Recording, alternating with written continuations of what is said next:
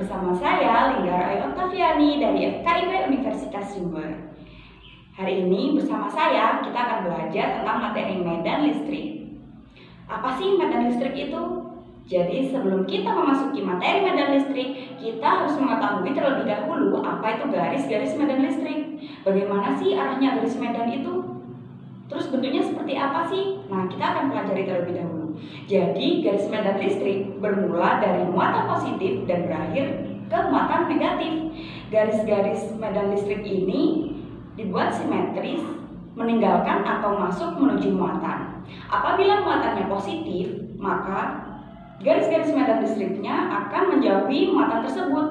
Nah, apabila muatannya itu negatif, maka garis-garis medan listriknya akan masuk menuju muatan tersebut. Lalu bagaimana apabila ada dua muatan, yang satunya positif, yang satunya negatif? Ini kan jelas berbeda ya. Nah, jadi mereka akan masuk melalui negatif dan keluar menjauhi yang positif. Selanjutnya, bagaimana ya kalau misalnya ada dua muatan yang sejenis? Jadi misalnya ada positif dengan positif atau negatif dengan negatif. Nah, jadi apabila ada dua muatan yang saling berdekatan dan itu sejenis, maka garis-garis arah medannya akan saling menjauhi atau saling mendekati muatan tersebut. Nah, untuk menghindari kesalahan yang mungkin terjadi pada konsep gaya, maka diperkenalkanlah konsep medan listrik.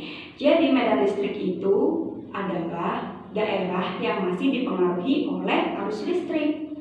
Bisa dituliskan formulanya E sama dengan F per Q0 dikali Q0. Dengan E adalah medan listrik, F adalah gaya kolom, dan Q adalah besar muatannya. Nah, di sini bisa kita lihat ada suatu muatan positif di mana garis medannya menuju keluar atau menjauhi muatan positif tersebut. Nah, di sini ada muatan negatif di mana arah garis medannya menuju ke muatan negatif tersebut. Sedangkan hukum Coulomb untuk E akibat satu muatan titik bisa dituliskan EI sama dengan kaki per RI0 kuadrat dikali R topi I0. Sedangkan untuk hukum Coulomb akibat satu sistem muatan titik bisa dituliskan E sama dengan sigma EI sama dengan sigma kaki I per RI0 kuadrat dikali RI0 topi. Di sini bisa kita lihat grafiknya, kuat medan magnet berkurang jika menjauh dari sumber medan listrik. Untuk memahami penjelasan yang sebelumnya, kita akan mencoba contoh soal berikut. Sebuah muatan positif Q1 sama dengan 8 nanocoulomb berada pada titik asal dan muatan kedua positif Q2 sama dengan positif 12 nanocoulomb berada pada sumbu X sama dengan 4 meter dari titik asal. Carilah medan listriknya di sumbu X untuk P1 yang berjarak X sama dengan 7 meter dari titik asal, P2 yang berjarak X sama dengan 3 meter dari titik asal.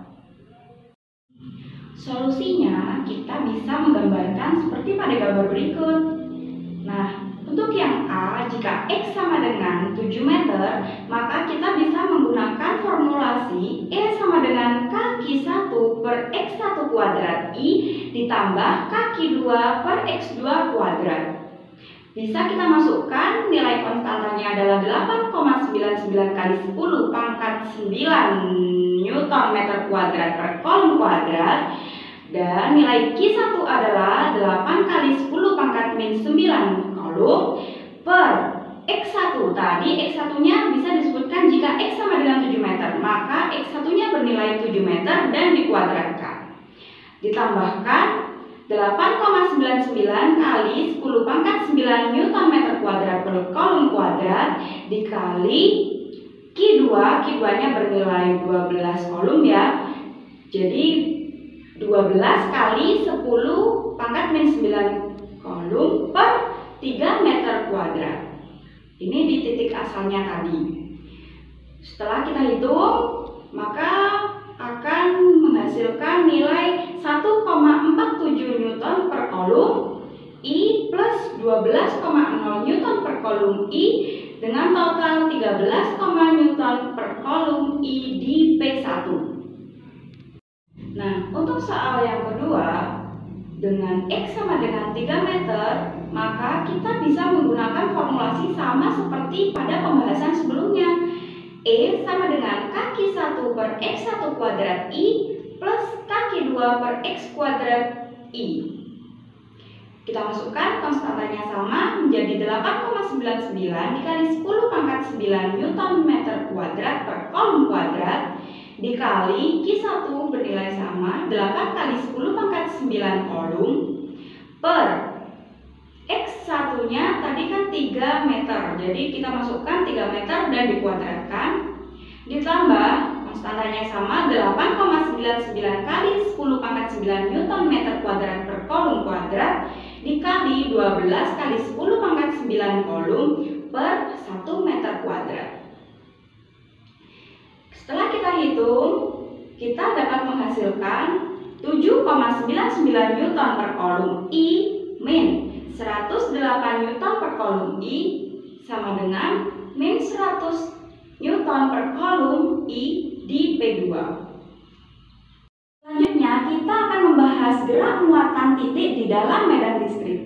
Muatan titik dalam medan listrik akan mengalami gaya QE, sehingga percepatan partikel dalam medan listrik memenuhi persamaan A sama dengan Q per M dikali E.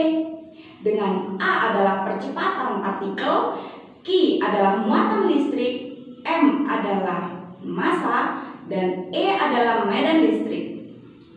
Nah, rumus percepatan tersebut kita dapatkan dari F mekanik sama dengan F listrik, atau gaya mekanik sama dengan gaya listrik. Di sini ada gambar katot ray tube yang bisa menjelaskan gerak muatan titik di dalam medan listrik tersebut. Selanjutnya adalah bahaya listrik statis.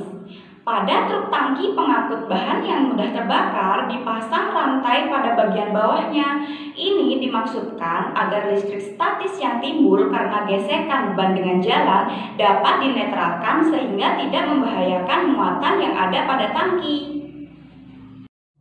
Penggunaan listrik statis dalam kehidupan sehari-hari. Yang pertama, pada pengendap elektrostatis. Alat ini ditemukan oleh F.G. Cottrell pada tahun 1907. Alat ini digunakan untuk membersihkan udara yang keluar dari cerobong asap. Yang kedua adalah pengecatan mobil.